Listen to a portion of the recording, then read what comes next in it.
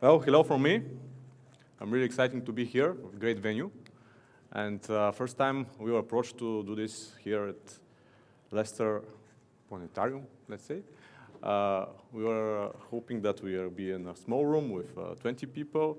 And now, coming here today, looking at this venue with all the people, and we were, wow, we were amazed. We see here with 20 people, so it's the same. Okay. So who are we? As you see from the agenda, we are VMware R&D. So my name is Dimitar, and this is Ilya. Over here, we are software engineers at VMware, and located in Sofia, Bulgaria. And we are part of the cloud management business unit. We have spent several years with VMware and actually being part of delivering software as vCloud Automation Center and vRealize Automation. And currently, we are working on our latest product, or let's say service, or multiple services. And their name is Cloud Automation Services, as you see. The main difference here compared to the oldest product is that this solution is actually software as a service solution. And we are, as engineers, most excited about it because we have a very different development process and new technologies, of course. For you, probably the most beneficial of this will be that you have a very quick release cycle, and of course, bugs and issues would come fixed very quite easily compared to the old ones. So these services are part of VMware Cloud Services, but are concentrated on automation. And for that reason, product management demanded to put this notice here. Yeah. This service is currently in initial availability. That means if you want to use it in production and you want to become a paid customer, you have to go through a thorough process. But I'm happy to announce that we already have some paid customers. And from a few months later, let's say in the beginning of the next year, we'll be generally available, and it will be open for everyone. Of course, today, you'll see the last slide, you can go and sign up for trial and test our services. And of course, we will demonstrate here live from the production environment. So what is our agenda for today? We are going to show you some few slides to give you some information about what we are trying to, what we are addressing with these services. And after that, Ilya gonna show you how exactly you can use it and solve your use cases. Because we are tight on schedule, we managed to have another session here on the same venue. Grant will present you some more complicated scenarios with extensibility. And if you really would be interested in it, you can join this session. We will be also here. If you have any question, please keep it at the end of the session because we don't know how much time we're going to need. And also, you always come and find us after the session or the next session, of course. So, as you see the first presentation of Joe, we are talking about silos, and I couldn't help myself to put some silos here. So, I know that is not a very interesting question here at VMware Azure Group, but I want to ask how many of you are using private cloud powered by VMware? Can you raise the hand? Yeah, seems like 99%.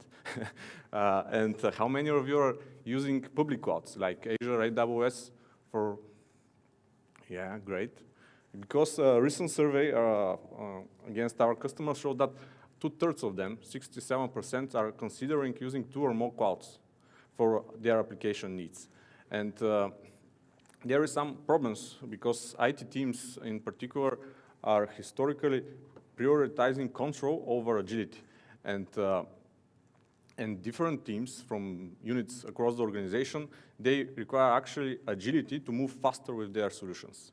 So with this conflict here, we saw this phenomenon called as shadow IT. You see different units overcome the IT teams to use public clouds directly. And this causes some distraction because we have different teams with different knowledge and different tools and environments that deliver the application. And also, these applications are tied to the specific clouds. You cannot, once you've chosen to deliver the application in one public cloud, it's very difficult to move it to another. The APIs are different, and it requires a lot of resources. So with this, actually, there are quite inefficiency, because first, there is a lack of visibility inside the organization, because the IT teams cannot monitor all the resources. Also, there is operation complexity because of the different technology stacks.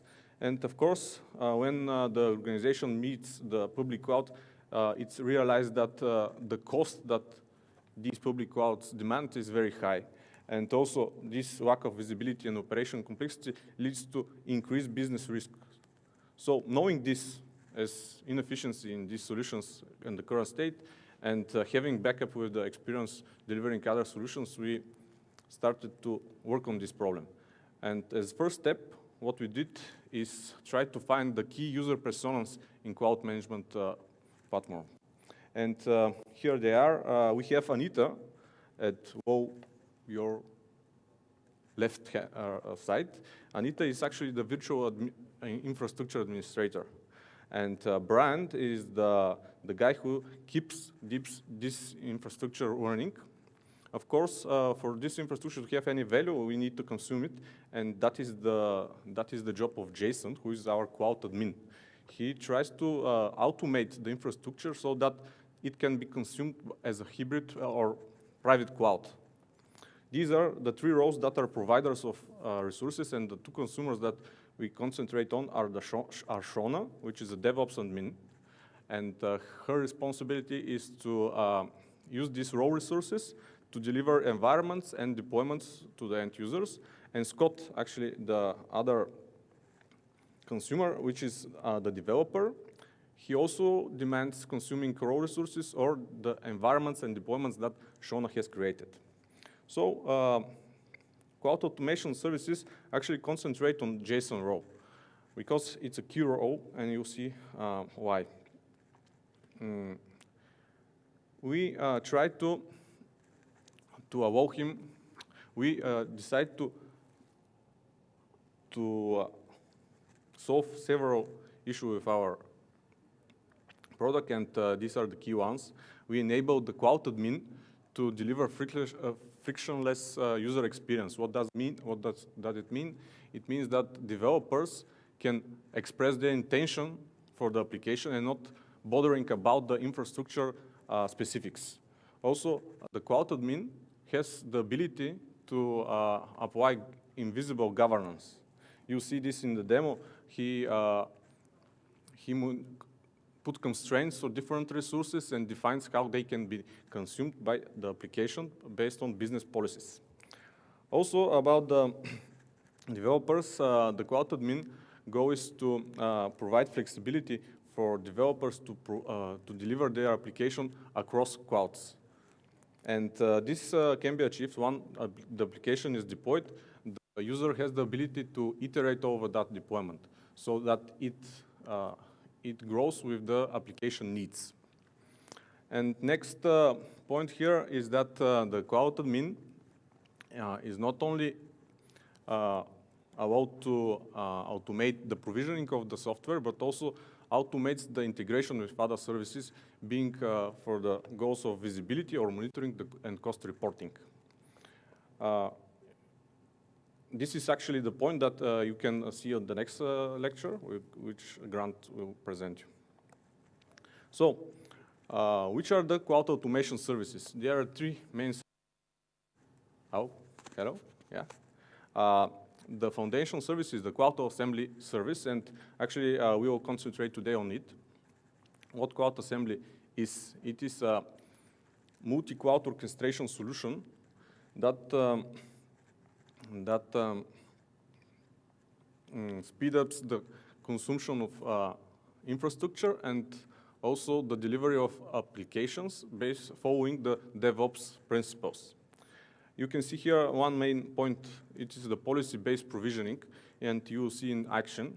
This is the way a cloud admin can define constraints, and after that, the users can consume these constraints to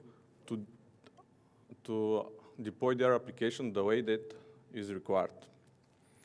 The service broker actually, its main feature is to aggregate native content from multiple clouds and platforms. And this content is also enabled for consumption with multi-cloud self-service catalog. And the last service, this is the code stream. Actually, this is allows the development teams to create release pipelines, continuous delivery pipelines, so that they can streamline the application delivery, and also delivers dashboards that they can configure key performance identifiers and monitors the performance of these pipelines. Here is a visual representation. You can see the private, the hybrid, and the public cloud, and Cloud Assembly providing a common cloud API and policy-based provisioning over it. The service broker and the code stream, they are more end-user facing. And also, Cloud Assembly has this functionality. Developers can directly access it. And today, Ilya will present just that. Also, we here you have see that the common cloud API can be consumed for different services like container service or function service. This is some functionality that is future working for our services. So, and here I several times talk about the policy-based placement and the cloud agnostic. I'll give you some more information here on this slide. Also, we identified those three layers.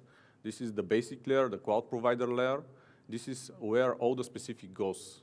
Here we have a vSphere, AWS, or any kind of cloud providers. We are having adapter SDK that allows different cloud providers to be included in this platform. The next layer, this is actually where JSON comes into the picture. And this is where it's probably the most important layer for achieving cloud agnostic. Here we have 5 squares. The cloud zones actually allows JSON to control what kind of which compute is enabled for which users, and flavor and image mappings actually abstract the specifics around the around the cloud agnostic and the specific cloud providers. Network and storage profiles are the way JSON defines how network and storage are consumed. And for the consumption layer, the most easy way to visualize it is this YAML. This is actually what the developer is intending to do with his application. This is a very simple example of providing a simple cloud machine. And the most crucial point here, probably, do you see it? Yeah. Is seeing this mapping here. It is an image and flavor. And what's the Scott intent is that he wants a clear Ubuntu image and with minimal resources. And thanks to the job that the cloud admin has done, he decided what small instance means for the vSphere. He decided what small instance means for the Azure or AWS or any other cloud provider. Also, the same goes for the Ubuntu image. So the end user just gives his intent, and based on the policies that the cloud admin defined, his application will be deployed on the specific cloud resources. And how actually how is the business policy applied? One way is for the developer to define the constraints over here. For example, if the developer is having, let's say, testing environment or production environment, and he wants to test his new application, he just needs to set the constraint for testing, and this will consume the resources that the organization has decided to be the most appropriate one for testing environments. So let's focus on Cloud Assembly and see how actually the whole process goes. We have the ability to build, deploy, and iterate over an application. So as first step, this is actually what the cloud admin does. is set up cloud accounts. He sets up the different cloud resources and defines the cloud zones so that, for example, not all let's say, availability zones from AWS are available for provisioning. And also set up these image mapping, these mappings and profiles so that he can abstract the specific around the private clouds. Next step, of course, is to set up permissions. He defines the projects, defines which user belong to which projects, and decide what kind of resources can be consumed from the users. On all these steps, the cloud admin can define different constraints which are later applied during provisioning. Next step is actually the development of application. There are several ways. Existing clouds can be onboarded in Cloud Assembly. Also, another alternative is to get started from point zero and define your blueprint based on the options that we have. And the last step is actually using a pre-created blueprint from the marketplace.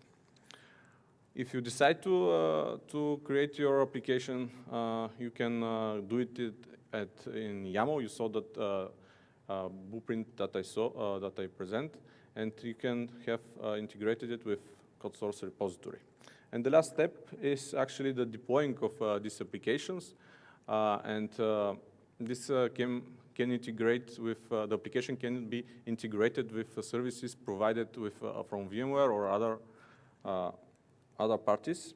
And also one key feature here is that we not only have UI, but we have a command line interface and also REST API. We demonstrate here today this.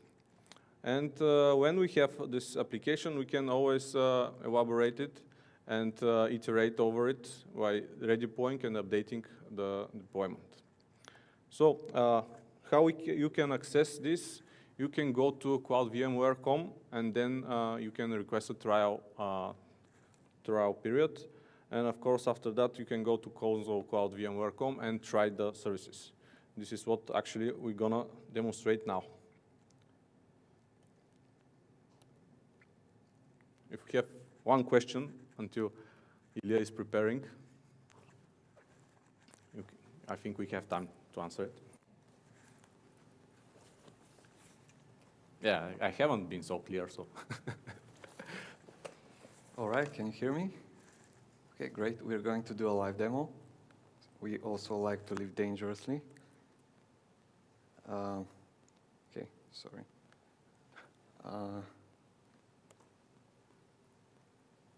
Duplicate.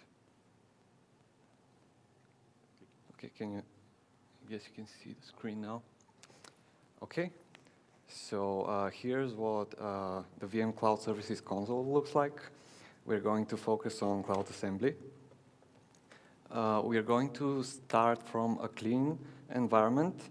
We'll see how an example of how it can be configured. And then we'll provision a few applications. Okay? So I won't go and configure everything by hand. Instead, I'd like to show you how this can be done in an automated way through our API. I have assembled here a little Postman Collection that will create the essentials and get our environment off the ground. I'm going to run it very quickly. And when it's done, we'll head to the UI and explore. Okay?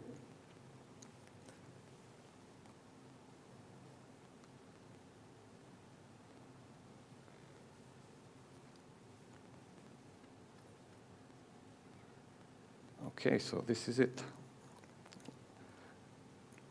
Let's see the infrastructure tab now, okay? We added 3 cloud accounts here of 3 different types: Azure, vSphere, AWS. They're very straightforward. Let's see what the cloud account looks like. Here you have a section where you enter credentials, you set name, description, You select the regions you'd like to use. So that's basically it. The other cloud accounts, very similar. vSphere is only different in the regard that it doesn't have regions, but it does have data centers. That's the equivalent. So here you select data centers if you have more than one. Okay. Now let's see the cloud zones. Okay, cloud zones are a set of compute resources that you can provision VMs on. Let's see the vSphere cloud zone. It may contain ESX hosts, resource pools, and clusters. And for example, the AWS zone, it may contain only availability zones. Okay, so the cloud zones are scoped within a region, and it's up to the cloud admin to decide how to break up this region into cloud zones. Here we have the whole region is a cloud zone in our case. Okay. Now let's look at projects. Projects are mostly a group of users, but also a little more. Okay, I'll add some users here. I'm going to add myself. I'm going to add Dimitar. Okay. Now, I can assign cloud zones to projects. This means that by doing that, I'm allowing users part of this project to provision on these cloud zones. Okay, I can set priorities here. I can set some instance limits. This means that we can provision only, say, 20 instances here. I'll add my other cloud zones. Azure, 15. vSphere, let's say 10. Oops. You can also configure some memory limits for vSphere. Okay. So I have my cloud zone and my project now. To summarize here, using cloud zones and projects, the cloud admin is in control over who can provision where. Okay, so now let's see the mappings and flavors. This is part of this cloud abstraction layer Dimitar talked about. Flavors, basically VM sizes. Here's where we define how our cloud agnostic concepts map to the specifics of the concrete clouds that we use. Okay, so small, let's see what small is. For each of these clouds, we define the size. For vSphere, it's 1 CPU, 2 gigs of RAM. For AWS, it's T2 small, again, 1 CPU, 2 gigs of RAM. For Azure, it's 1 CPU and 700 megs. Okay. Now the images. We have one image here, Ubuntu. Again, very similar for each of the clouds. For vSphere, I have a template here on my vCenter. You can also put a URL to an OVA. For AWS, it's AMI. And for Azure, it's this canonical Ubuntu server, whatever. Okay. We also have a network profile. I won't go into details here. So now we are ready to start defining our applications, and we'll provision them. And we'll see how all of this fits together. Okay, so go to the blueprints. The blueprints are application definitions. I'm going to start simple. Blueprints are scoped within a project. All right, so this is the blueprint edit screen. On the left, you can see the components you can use to build your blueprint from. There are cloud agnostic, there are cloud specific. We'll focus on the cloud agnostic ones now. I'm going to drag a machine onto the canvas. This is a visual blueprint designer. On the right, you can see the same thing as code. I'll rename my VM to demo Okay, so it has a type of cloud machine, properties here. You can see I get suggestions based on the mappings that I created. So I'm going to say Ubuntu and small. Okay, so this is as simple as that. I want a small Ubuntu machine. Okay, I'll set a version, 0.0, create, and I'll deploy it.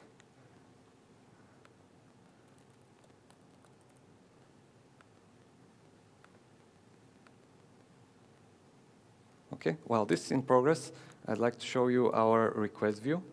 Here you can see how the provisioning flow looks like and what decisions were made during provisioning. Okay, so here's our request. Here's the project. As you can see, our VM landed on AWS. That's because I set AWS to be the highest priority cloud zone. Okay, so the deployment should be ready any minute now.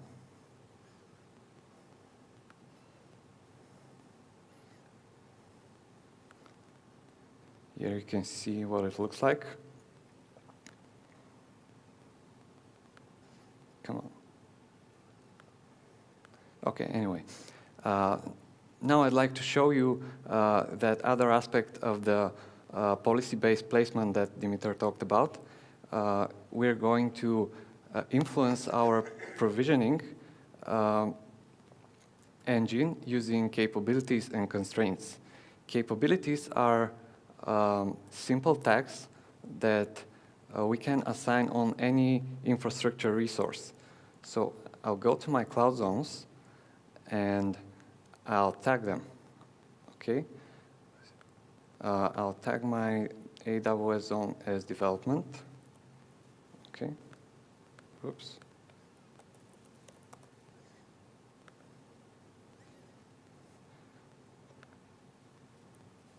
I'll tag Azure as testing. And vSphere as production. Oops.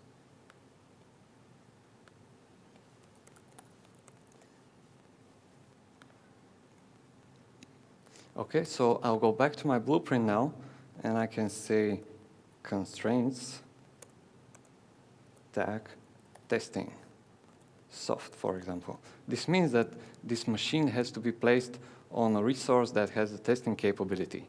And soft means that if the engine can't find such a resource, it's okay, it will just provision it wherever. But if I say hard, this means that the request will fail if we can't find anything that satisfies the constraints. Okay, so I'll set a version here. This 1.1 blueprint, and I'll deploy it.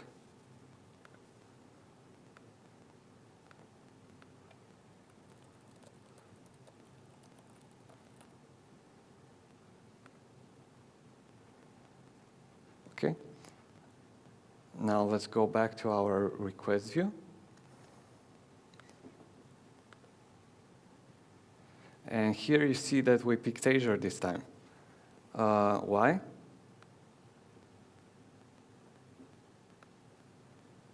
Because the hard constraints could not be matched by the other cloud zones.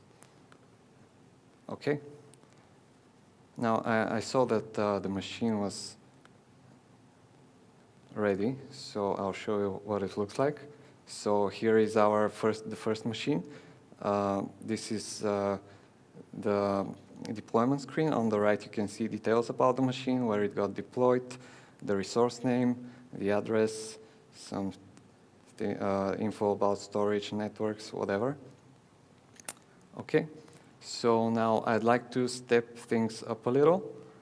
I'll create a new blueprint, a more complex one.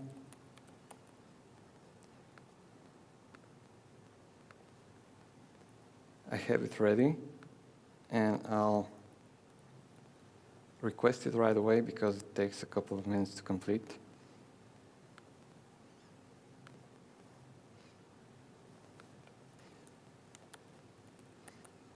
and then we'll examine it. Okay. Okay. So this is WordPress, as you can see from the title. It is a multi-VM application. We have a DB tier here, the MySQL. We have WordPress. We have 2 instances of WordPress. And because of that, we have a load balancer too.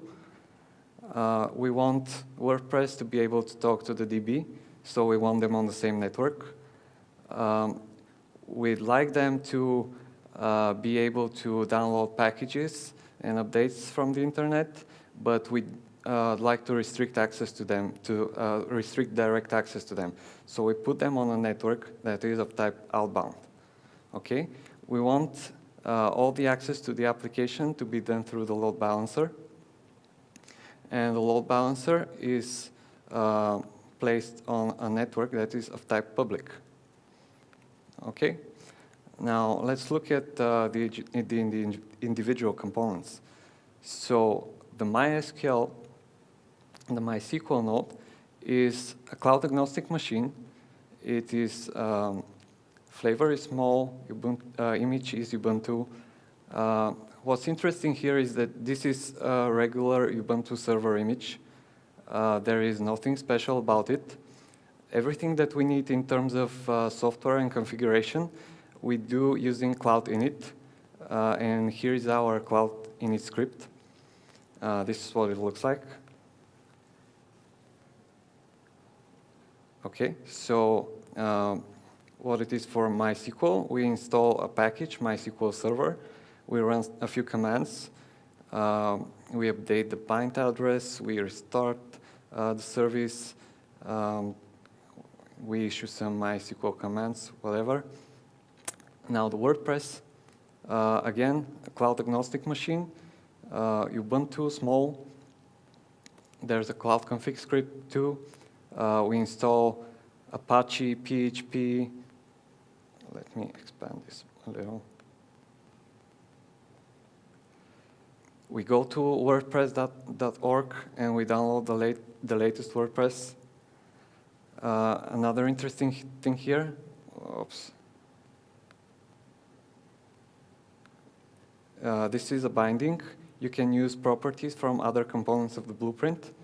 So here, WordPress needs to know the IP address of the MySQL VM. Now the load balancer. The load balancer, pretty straightforward. We attach the WordPress instances to it. We listen on port 80. We redirect to port 80 on the instances. We have some health check configuration here. Oops. And that's it. So let's see the deployment now. Oh, it's still in progress. Oh man, this is AWS slower than expected.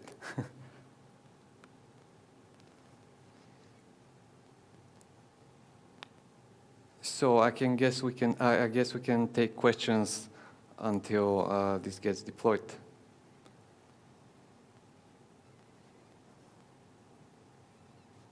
Okay.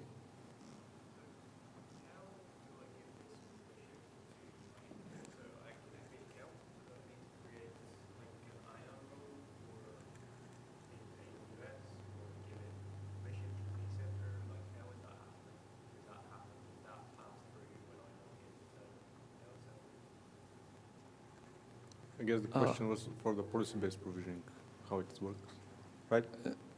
No, I guess your question was how do you add your accounts, your cloud accounts to the? After I've added, so I add my account. Okay. But I still need to I presume they still need permissions to be able to create resources in my Yeah. account. Do I need to create an IAM role, or does this pass me? Yeah, yes, you need to go to AWS and grant the appropriate permissions.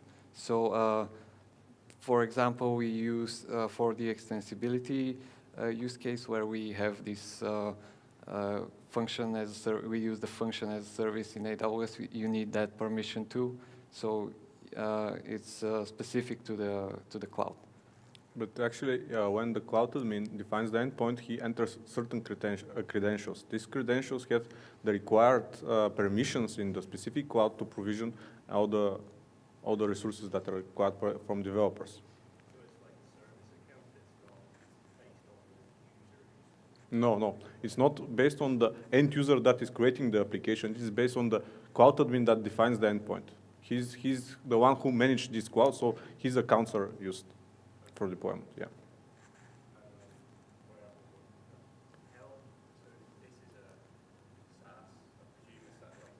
Yeah. Yeah. Yeah. Okay. So the question is how this SaaS solution talks to the vCenter.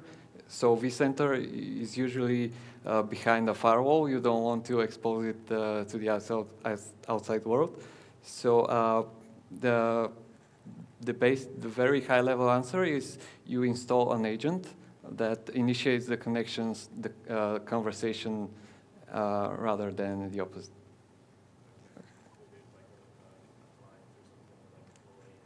Yes, exactly. Yeah. Yes.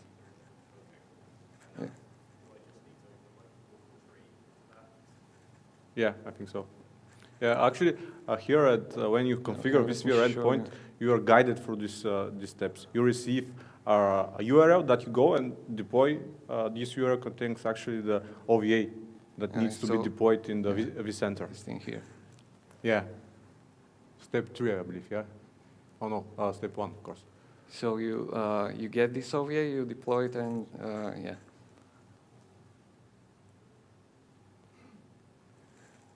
Okay. Can it also connect to the V file as well? So once you convert to the V center, or quite often the cloud service is a V cloud portal. So can this also work with V cloud portal as well? I'm not sure. I don't think it does, but If you mean VMC, yes, the answer is yes. This is one of the endpoints currently supported. I can show you. Let's see.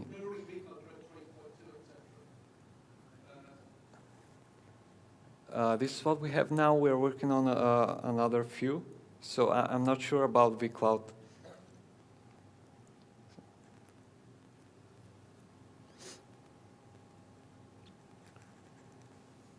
The support for different clouds comes with the demand from the users, so from the clients.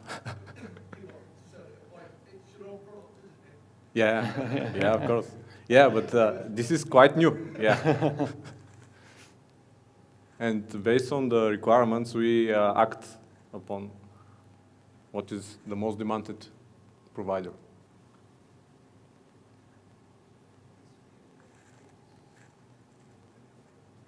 Can you repeat?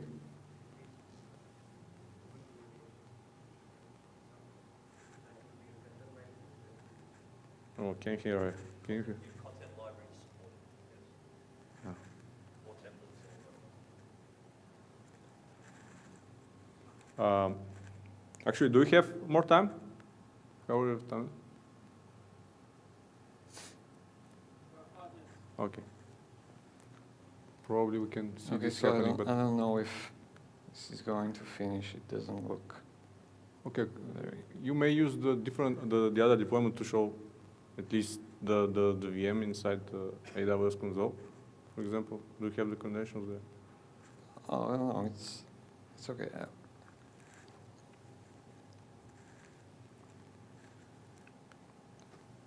Any more questions? Yeah. I know it's talking about connecting on-premise vCenters and clouds and that.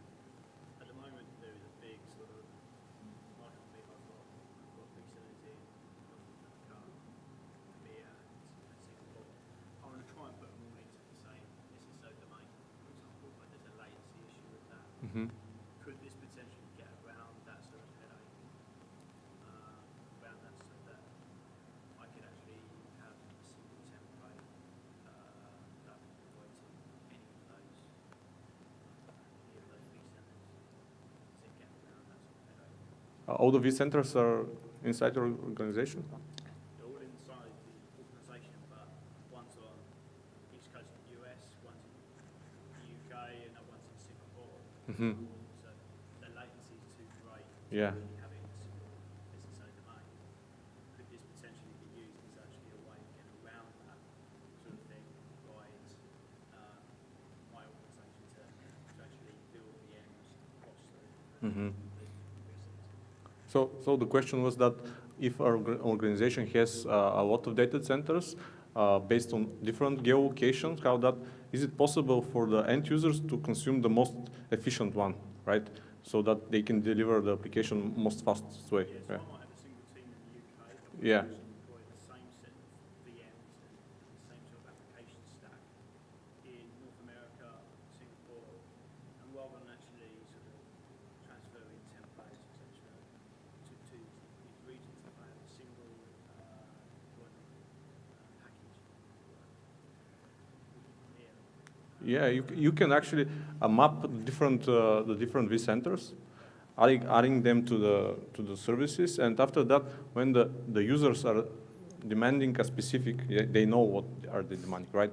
They want to deploy the application inside, let's say UK, and after that they're just declaring that the intent is to use the UK data center based on the cloud admin configuration, and the deployment will happen there. You can also add them to a project, for example. And here you can say constraints. And I can, so you here can add constraints, and you can add your cloud zones, which is only the UK cloud zone, for example. You can put your UK users inside this project, so they will only deploy in the UK cloud zones.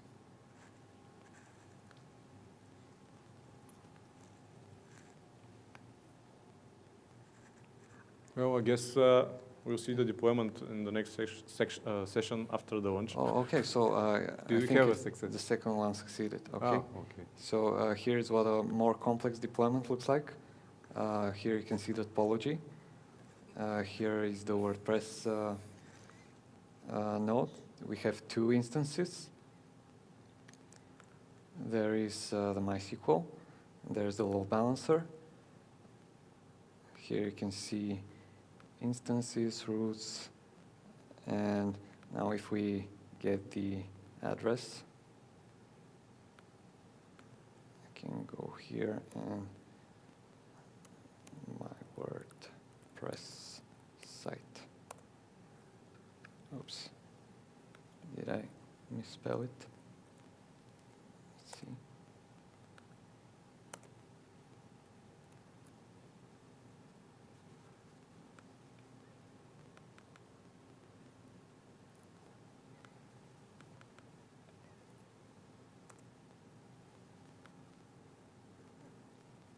Okay, so I guess the demo gods weren't with us today.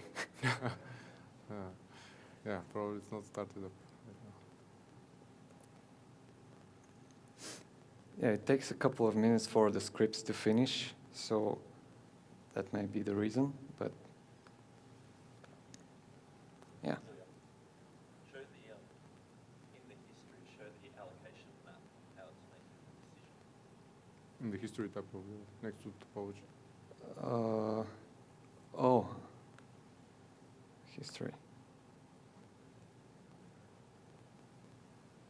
What do you mean?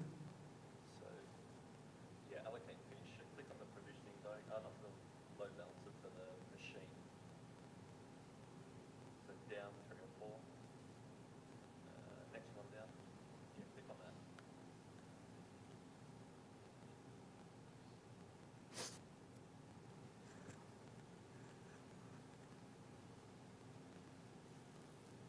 So this is good when you start looking at more complex environments. Here we've only got like 3 cloud accounts in, but in your environment you probably have a lot more. So the question that you start to wonder about is, well, how is it making the decision about where the workload should actually land?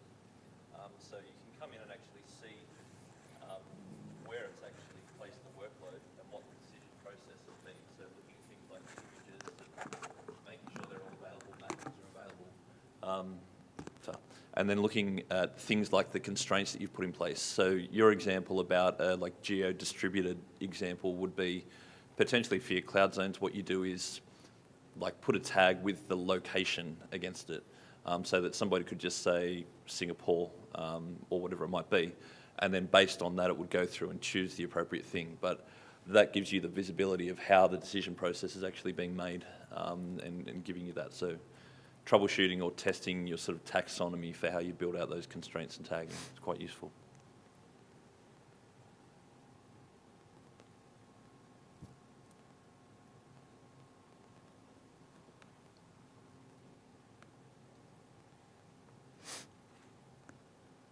Okay, so I guess we're done.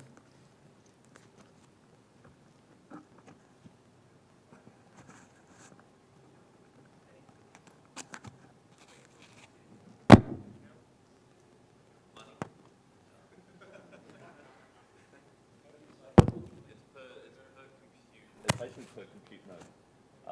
So in fact, jump back to the Blueprint canvas for a moment. So it's charged purely by compute. So for the WordPress example, you don't count the load balancer as a node. You don't count the networks as a node. And similarly, when you start looking down the left-hand side for the other components, there's a bunch of like native AWS services that you can actually use in there as well. We don't have them here to show you right now, but I know we're in the final throes of adding some of the Azure native services in there as well. So any of the cloud native PaaS services, you basically get to use gratis. So you'll only get charged for compute. So vSphere virtual machines, EC2, Azure VMs, that's what you charge based on.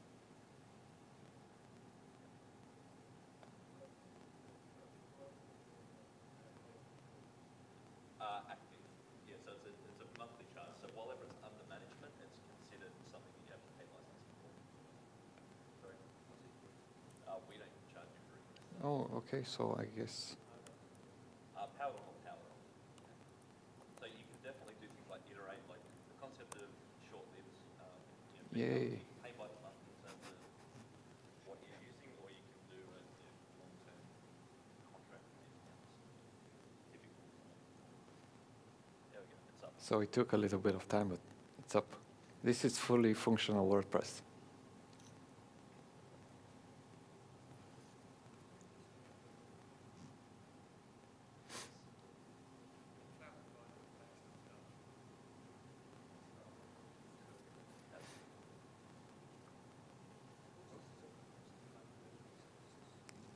Cloud assembly platform will always be available for this to run, or once you ship to us off and it's up, where does the cloud assembly platform Well, live? so it's the management plane.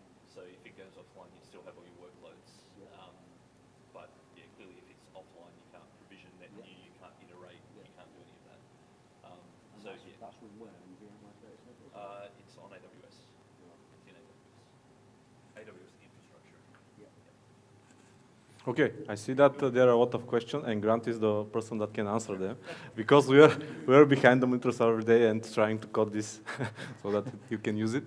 So let's give a 1 hour break, right, on the lunch break. Yeah, and after that we continue here. Thank you.